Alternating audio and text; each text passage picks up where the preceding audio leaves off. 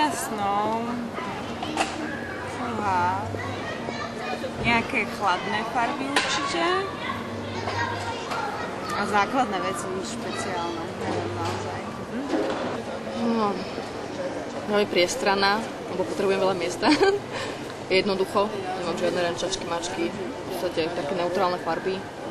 Nerez, mi páči, hladnička, doplnky, typa o tieňoch.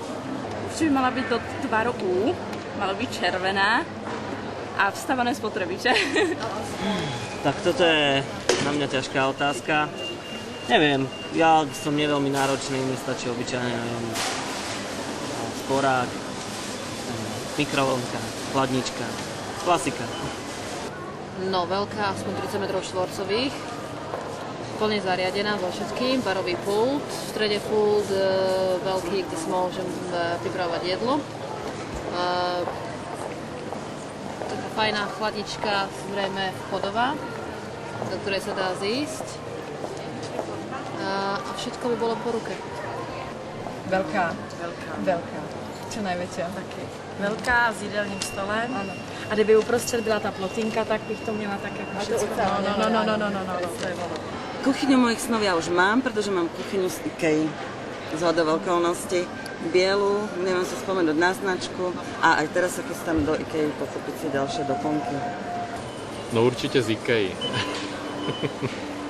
Bielo-strieborná. Všetko automatizované. Skrinky samé otváracie a tak, takže tak. Bielo, hnedá, lakovaná, už si ju vyberáme, takže už presne vieme asi. No, mám dobrú novú kuchyňu, ale ja mám najradšej, by som mala rada bielu, krásnu bielu s antikorovými doplnkami, to by sa mi páčilo.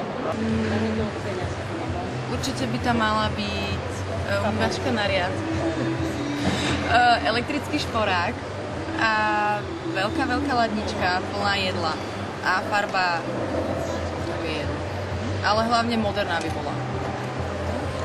Zariadená tak tradične, nič super moderné a samozrejme praktické. Ani nič obrovské, skôr by som preferovala takú malú, útulnú, kde sa nestratím. Čo ja viem, hladké povrchy, nič nenáročné, trošku farby, zase nemusí to byť ultramoderné, mám radšej také pol na pol, hlavne praktické, pár skriniek, šuflíky a je to. No, ja som teraz na smotanovú bielu. No, ja ju mám fungalnovú z IKEA. Ona ju bude mať fungalnovú z IKEA, teraz vážne. To je vážne.